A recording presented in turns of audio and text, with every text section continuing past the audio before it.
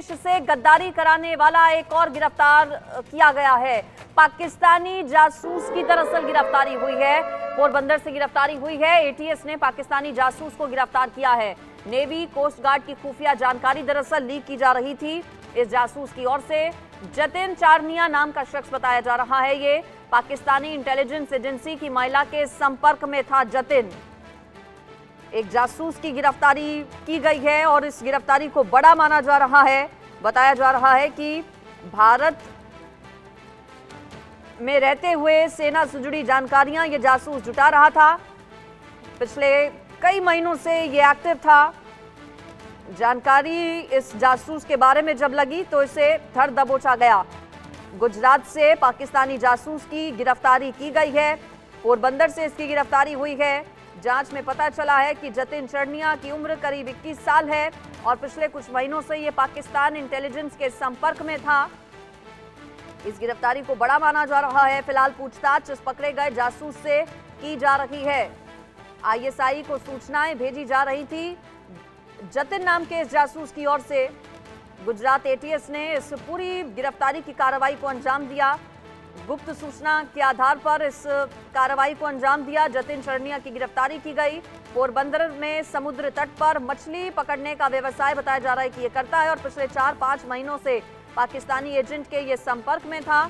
वो भारतीय तटरक्षक बल, फेसबुक मैसेंजर और फिर व्हाट्सएप, टेलीग्राम जैसे जो एप्लीकेशंस हैं उनके माध्यम से, सोशल मीडिया के माध्यम से पाकिस्तानी एजेंट्स को जानकारियां पहुंचा रहा था। देश से गद्दारी करने वाला एक और गिरफ्तार किया गया है। पाकिस्तानी जासूस पोरबंदर से गिरफ्तार हुआ है। एटीएस ने पाकिस्तानी जासूस को गिरफ्तार किया है। बताया जा रहा है कि ये जनवरी से एक्टिव था और अलग अलग सोशल साइट्स के जरिए, अलग अलग सोशल साइट पर अलग अलग प्रोफाइल इसकी ओर से बनाई गई थी और ये आईएसआई के संपर्क में है। पाकिस्तानी जासूसी,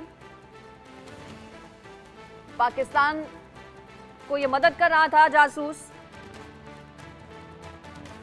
बताया जा रहा है कि एक महिला के संपर्क में है ये पाकिस्तानी इंटेलिजेंस एजेंसी की ये महिला है जिसके साथ ये जासूसी को अंजाम दे रहा था। कई जानकारियां इसकी ओर से अभी तक साझा की गई थी।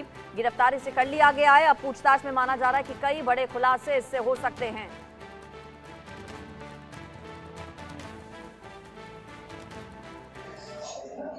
जतिन चारनिया करके एक जो मछली का बिजनेस करता है, वो आदमी एक सेंसिटिव चीजें पाकिस्तान ऑपरेटिव अभिजीत का प्रिंस नाम की जो प्रोफाइल है उसको भेज रहा है। उस इंफॉर्मेशन के आधार पर सीनियर ऑफिसर्स को ये अवगत किया गया था।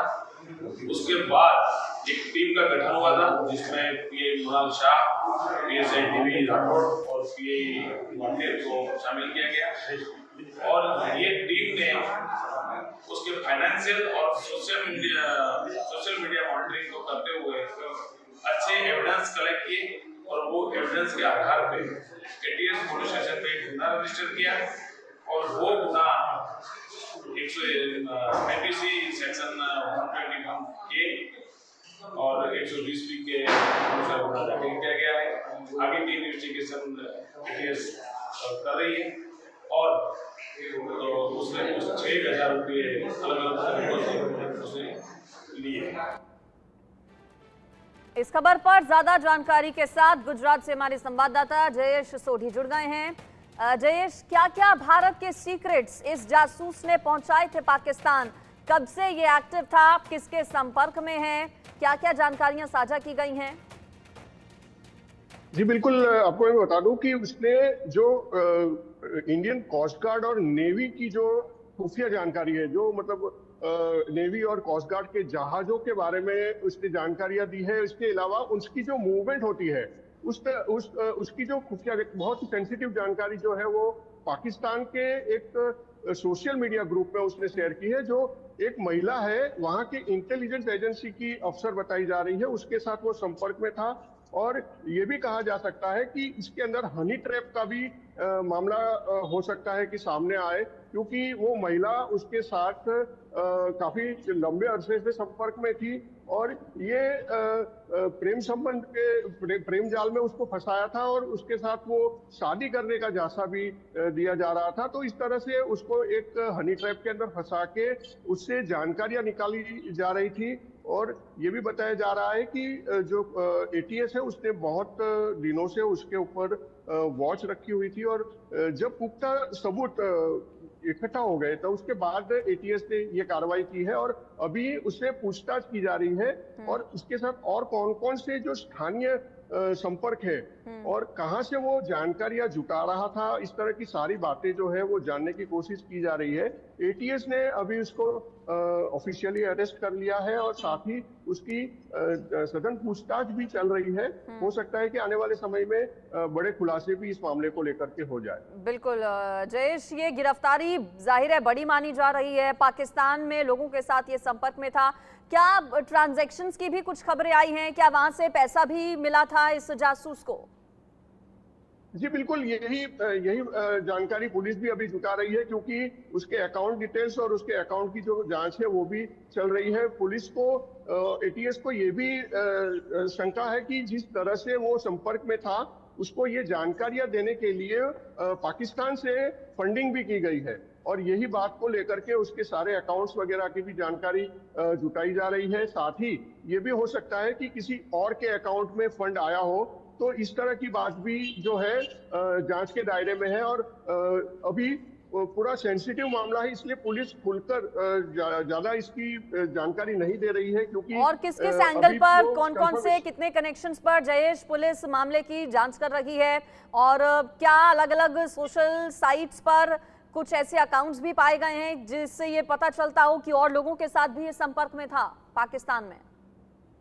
जी बिल्कुल, एक पाकिस्तान का जो सोशल मीडिया ग्रुप है उसके साथ वो संपर्क में था, तो ये भी हो सकता है कि वो महिला अफसर के द्वारा इस ग्रुप में उसको ऐड किया गया है और भी जो लोग हैं उस ग्रुप के अंदर पाकिस्तान के लोग जो है वो उसके संपर्क में रहते थे। साथ ही स्थानीय लेवल पर और कौन कौन इस ग्रुप के अंदर जुड़े हुए हैं उसकी भी जांच कर रही है पुलिस। और साथ में ये भी पता चला है कि जिस तरह से इसने नेवी और कोस्ट गार्ड के मूवमेंट के बारे में, उसके जहाजों के बारे में इस तरह की जो खुफिया जानकारी जो होती है वो दी गई थी, क्योंकि पिछले दिनों आपको पता है कि जिस तरह से ड्रग्स कंसाइनमेंट पकड़े गए थे और वो भी पोरबंदर के साइड से ही पकड़े गए थे, तो इस तरह की जो मूवमेंट की जानकारी है वो पाकिस्तान को पहुंचाना, ताकि जो इस तरह से जो गैर कानूनी तौर पर ड्रग्स सप्लाई होता है गुजरात के समुद्र किनारे से, तो उससे किस तरह से बचा जाए और किस तरह से जो कंसाइनमेंट है वो सही सलामत पहुंचाया जाए, इस तरीके की जानकारी